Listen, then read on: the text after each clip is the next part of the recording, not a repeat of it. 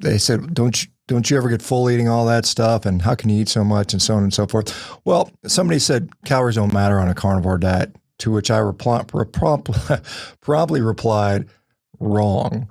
That's just wrong thinking. Now, bam. I hate to be the bearer of bad news, but that's the Godfather right there. For a number of advantages, whether it's to satiety, where it's lack of hyper-processed food, which are more easily absorbed, versus maybe some advantage by reducing carbohydrates. So there is an advantage there. But if you eat 3,000 calories of ribeye, it's going to have a very different effect on you than if you eat 5,000 calories in ribeye. And I've done that experiment over and over and over again, as have many other people. So it's not that, there are some people that go to the diet, they think they can eat all the calories they want, and they lose weight, and it works. And for some of the reasons I've outlined. But to say blanketly calories don't matter on a carnivore diet is just false, and we should stop perpetuating that. It's false thinking. There are many, many advantages of a carnivore diet, and I haven't even touched on some of the health benefits outside of just weight management. But these are things, these sort of misconceptions really sort of detract from what we're trying to do here. Anyway. Bam. There you go. Right from the man's mouth himself. So why is this? Why do I continue to make videos about this? This is the number one argument, complaint, comment that I get on social media is calories in, calories out. Do they count?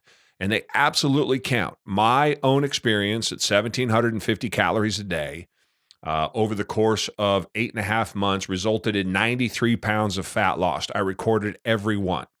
And so some of the pushback that I get about counting calories is that, Jerry, I lost weight and I never counted a single calorie. I said, that's great.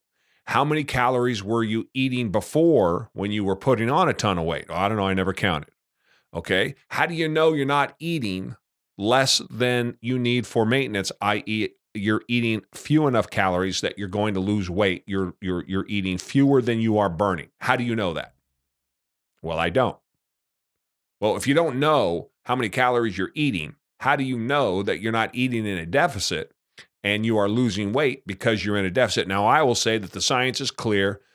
Shawn Baker here knows that it's clear that you eat less calories than you burn. You therefore are going to lose weight. And tracking calories is a critical part of that losing weight. But there's this whole world out there, and it seems, I don't understand what the point of it is. Why it's worth arguing that if you go on the carnivore diet, somehow magically you don't have to count your calories.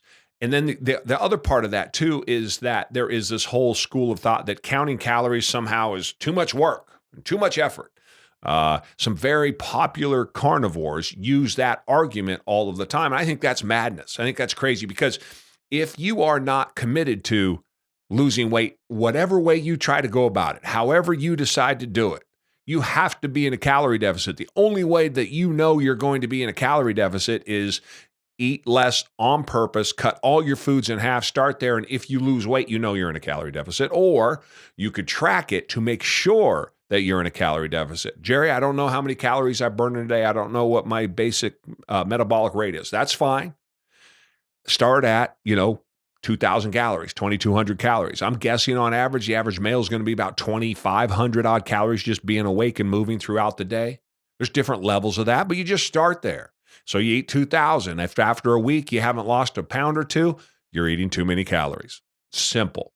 So now what you thought was your basic metabolic rate at 2,500, maybe it's 2,200. Time to come down and maybe eat 1,800 calories. But I ate 1,750 calories a day and I went for a walk. I tracked every macro that went into my body. I still do. It takes seconds. If you don't have the discipline to put this into an app, of which there are many, I use MyFitnessPal. It literally takes me 24 seconds, 25 seconds to put this in. I've done videos on it many times. It is as fast as your fingers can move, like sending a text to put your food in for the day, to put your exercise in for the day. Boom, kicks you out a number, gives you an idea of where you should be.